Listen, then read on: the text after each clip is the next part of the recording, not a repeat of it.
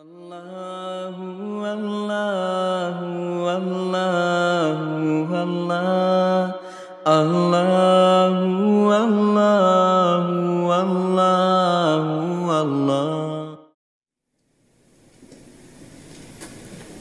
Bagaimana hukum sesajen kepala kerbau yang dibuang ke laut atau sungai? Ini satu kebiasaan di Jawa ini. Peresmian pabrik, bikin jembatan, maka sembelih kerbau, kepalanya dipendem di situ untuk tumbal katanya. Lah perbuatan yang seperti ini bagaimana? Ini dilihat-lihat dulu. Kalau mereka itu berkeyakinan bahwa ada sesuatu terjadi tanpa izin Allah, tanpa kehendak Allah, ya syirik.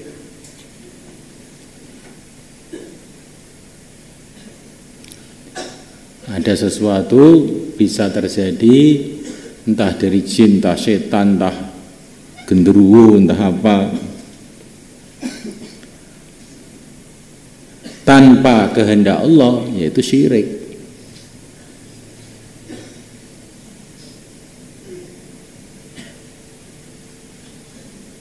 Tapi kalau dia ini tidak berkeyakinan seperti itu, hanya sekedar kebiasaan orang Jawa begitu, umpamanya gitu, maka itu haram hukumnya, karena menyia-nyiakan harta.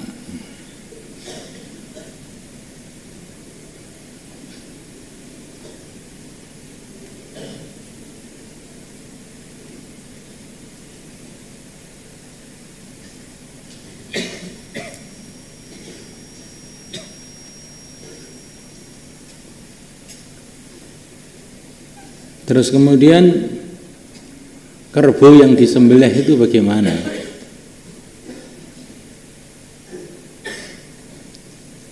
Kerbau yang disembelih untuk menolak jin dan sebagainya itu dimakan boleh apa enggak itu? Ya itu dilihat dulu. Kalau menyembelihnya itu dengan bismillah, maksudnya dengan cara syariat, pakai bismillah, ya, menyembelih karena Allah, ya boleh dimakan.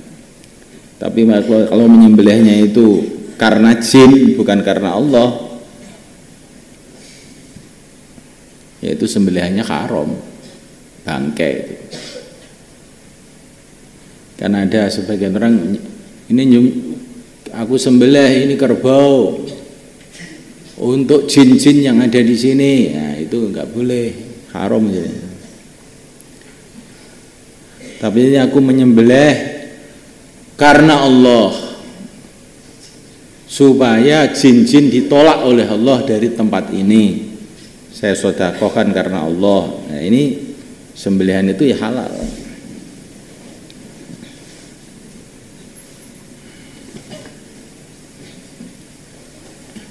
Nah, kalau sembelihannya halal ya dimakan, jangan dipendem. Kalau dipendem jadi dosa karena menyia-nyiakan harta. Paham maksudnya? Jadi kalau mendem kepalanya itu nggak boleh. Istilahnya orang kampung juga ada yang guai. Gua itu makanan, panggang ayam dibuang ke kali untuk tolak jin. Ini nggak boleh. Lah kamu yang menemukan itu barang-barang yang dibuang itu boleh nggak makan? Ya lihat dulu. Kalau nyembelihnya itu pakai bismillah karena Allah untuk menolak jin, boleh dimakan.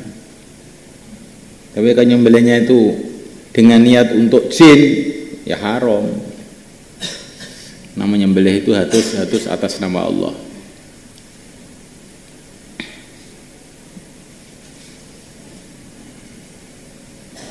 Apakah ada dalilnya sholat tolak balak di akhir bulan Safar? dalam istilah orang Jawa menyebutnya Rebu Pungkasan.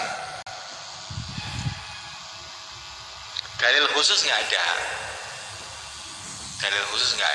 cuman itu ada beberapa ulama, para wali-wali itu mereka dengan kasyaf mereka itu mengatakan di Rebu akhir bulan Safar itu banyak musibah datang, sehingga mereka menganggap baik kalau sholat tolak balak, sholat hajat dengan niat jangan terkena balak-balak itu. Dalil khusus tidak ada. Ya ringkasnya, kalau kamu tuh percaya bahwa akhir berita dari ulama-ulama itu, tapi tidak ada hadis ya, berita dari ulama itu bahwa akhir Safar itu banyak balak, terus kemudian kamu sholat tolak balak, ya boleh saja.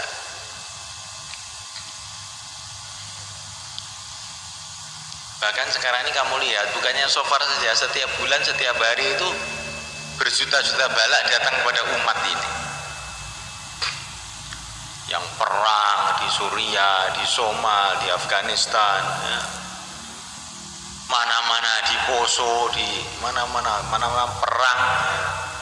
Mana-mana orang buka aurat, mana-mana maksiat, mana-mana night club, mana-mana, ya apa enggak musibah semua. Kalau kamu sholat tolak balak tiap hari ya akan lebih bagus sebetulnya itu. Tapi kalau Rebu Pungkasan itu ada sholat juga, boleh-boleh saja, karena balak itu datang saat, apalagi zaman ini. Wa an Abi Hurairah radhiyallahu ta'ala anhu qala anna Rasulullah sallallahu alaihi wa ala alihi wasallam qala Allah azza wa jalla, Allah azza wa jalla berfirman,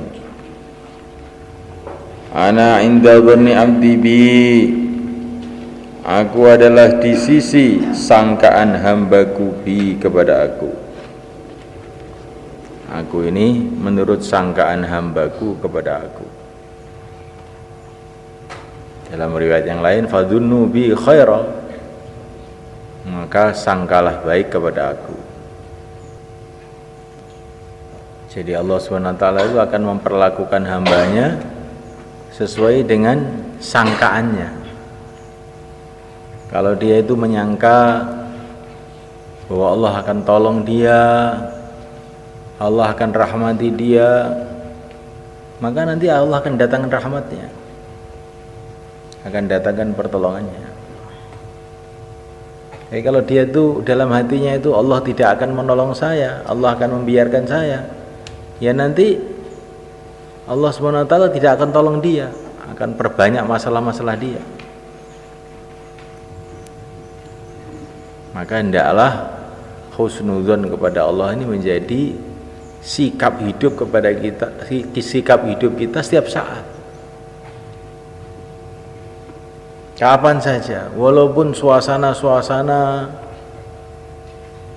mengajak kepada kita untuk buruk sangka, tetap saja husnudzon kepada Allah. Ini pasti akan ada pertolongan Allah datang. Begitu. Kamu ya kan? Kamu ngaji dengan husnudzon kepada Allah, Allah akan buka hatiku, Allah akan berikan ilmu kepadaku. Kamu zikir dengan husnudzon, Allah akan terima aku. Kamu dalam perjuangan dakwah dengan husnudzon, Allah akan tolong aku. Kamu mau mati pun husnudzon, Allah SWT akan ampuni dosa-dosaku.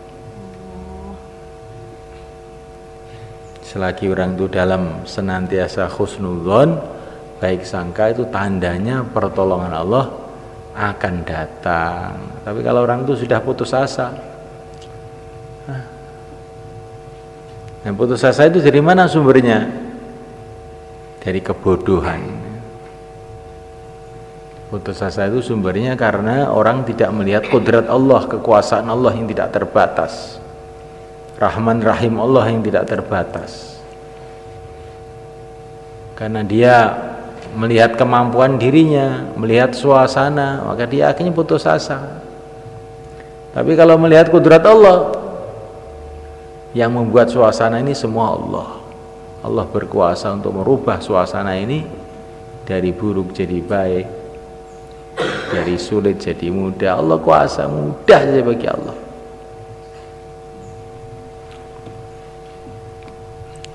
Wa ana ma'ahu, dan aku bersama dia, haitsu yadhkuruni, di mana dia ingat kepada aku. Ya, aku akan bersama hambaku, saya akan selalu merahmati hambaku, menyayangi hambaku, di mana dia zikir kepada aku.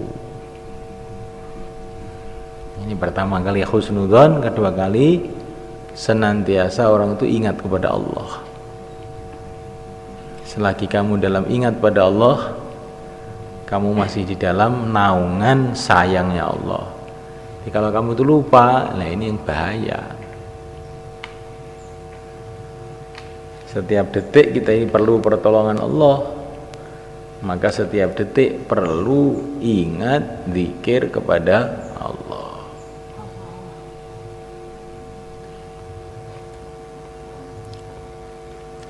Wallahi demi Allah, lallahu sungguh Allah, afrahu lebih gembira, bi taubati abdihi dengan taubat hambanya, min ahadikum daripada salah satu kamu, yajidu yang dia menemukan, dhalatahu barang hilangnya, bil falati di tengah padang pasir.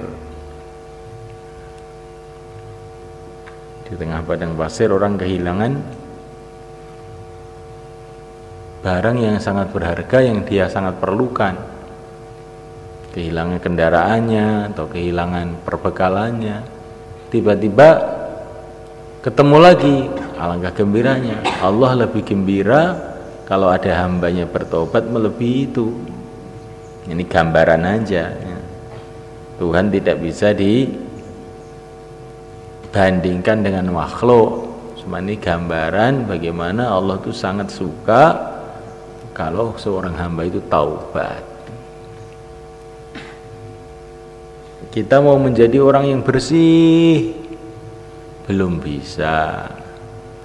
Jadilah orang yang taubat, itu pun sudah satu derajat yang akan mendatangkan Allah suka kepada engkau. Innallaha yuhibbut tawwabin.